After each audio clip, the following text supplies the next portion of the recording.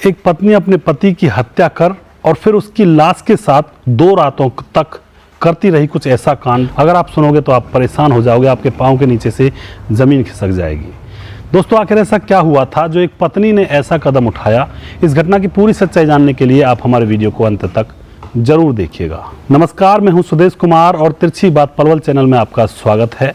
दोस्तों, यह घटना हरियाणा के बहादुरगढ़ की है, जहां पर आस्था नाम की एक औरत रहा करती है जिसकी उम्र है 27 साल और आज से 4 साल पहले उसकी शादी हो जाती है और उसके पति का नाम होता है धर्मेंद्र।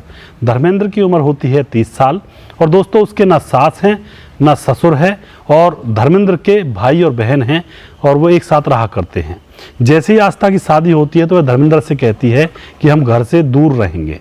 तो धर्मेंद्र जो होता है वह जल बोर्ड में कार्यरत था, यानी कि नौकरी करता था। अब धर्मेंद्र उसको अलग कमरा लेकर रहने लगता है, यानी कि एक अलग घर लेता है गांव के अंदर और फिर उसको लेकर रहने लगता है। उसके भाई बहन अलग रहते हैं।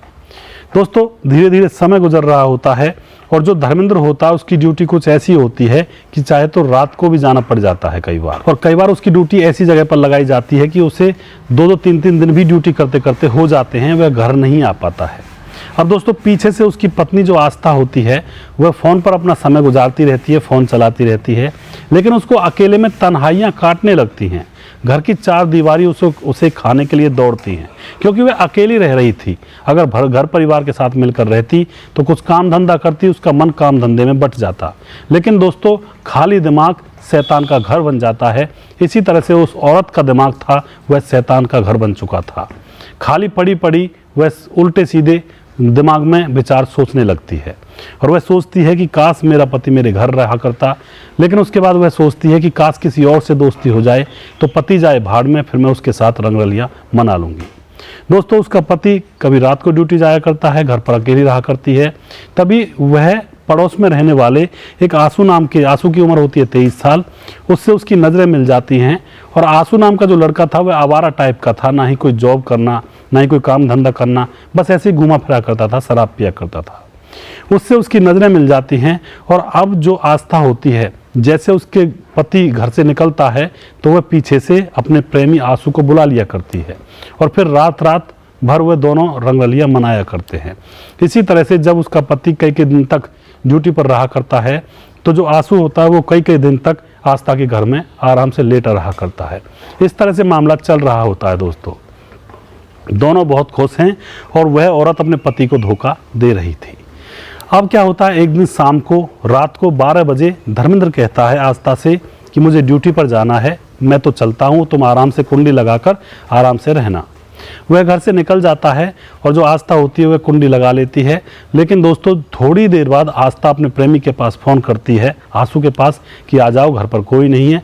आंसू तुरंत, वहीं पर पड़ोस की बात थी, तुरंत वहाँ पर पहुँच जाता है और फिर दोनों एक दूसरे के साथ इंटीमेट अवस्था में हो जाते हैं, यानी कि कपड़े उतारकर नग्न अवस्था में बेड के ऊपर वह कृत्य करने लगते हैं जो एक औरत को पीछे से शोभा नहीं देता है। उधर दोस्तों, धर्मेंद्र अपनी ड्यूटी पर जा ही रहा था, तभी उसे आधे रास्ते में कुछ याद आता है कि कोई सामान मैं लाना भूल गया हूँ।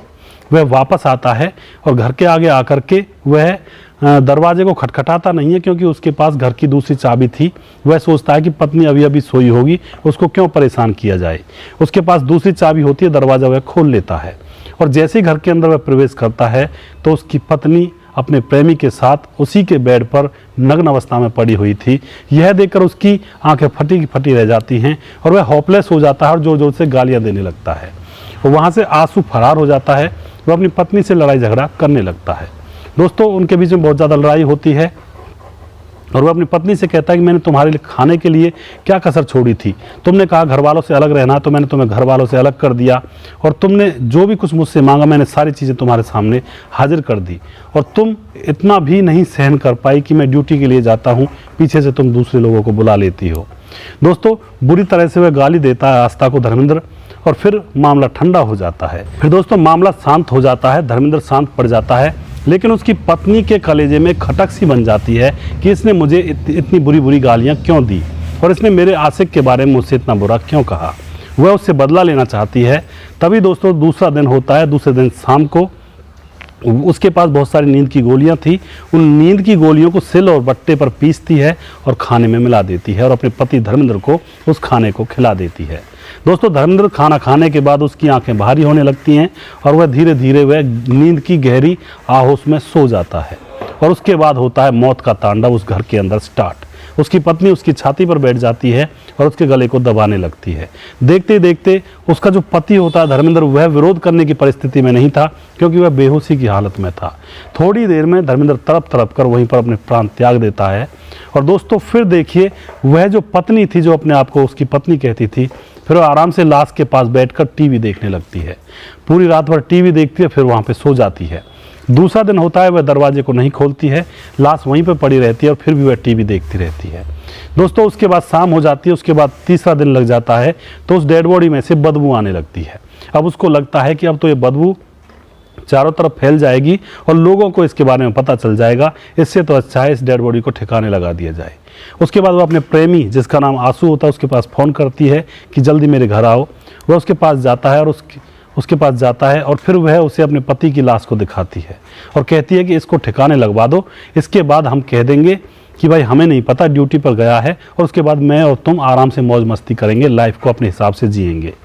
दोस्तों उसका प्रेमी बाजार जाता है, वहाँ से आरी लेकर आता है और फिर दोनों उसकी डेड बॉडी को काट कर नाले में फेंकने वाले थे कि इसकी डेड बॉडी के टुकड़े टुकड़े करके नाले में फेंक देंगे तो मछलियाँ इसकी डेड बॉडी को खा जाएंगी, किसी को कानो कान खबर नहीं होगी। दोस्तों वे डेड बॉडी को काट काट कर परात में रख रहे थे, टुकड़े कर कर कर। तो उधर जो धर्मेंद्र की बहन है और उसका भाई है, वह धर्मेंद्र के पास फ़ोन कर रहे थे, लेकिन फ़ोन धर्मेंद्र नहीं उठा रहा था। और उन बहन भाई को पता था कि धर्मेंद्र तो हमेशा फ़ोन उठाता है, आज कोई ना कोई दिक्कत है, तो वह अपने घर से तुरंत वहाँ पर आ जाते हैं और दरवाजे को खटखटाते हैं।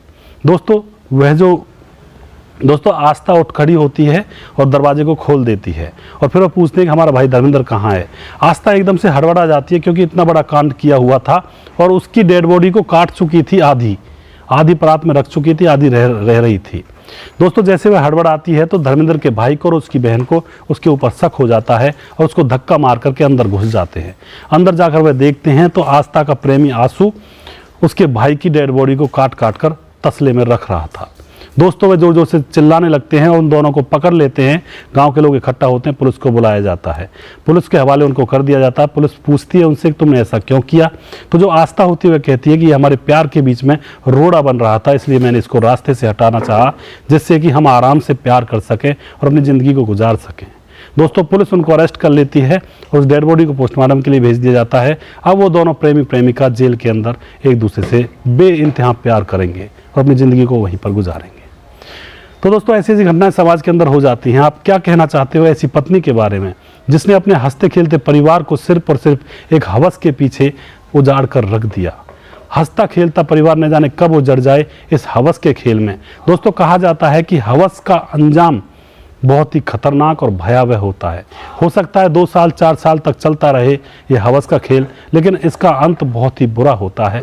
इसलिए दोस्तों मैं आपसे अपील करना चाहता हूँ, अपने आप को संभालें, अपने परिवार को सही तरह से रखें और उन दोनों को क्या सज़ा मिलनी चाहिए आप अपने कमेंट बॉक्स में लिख सकते हैं।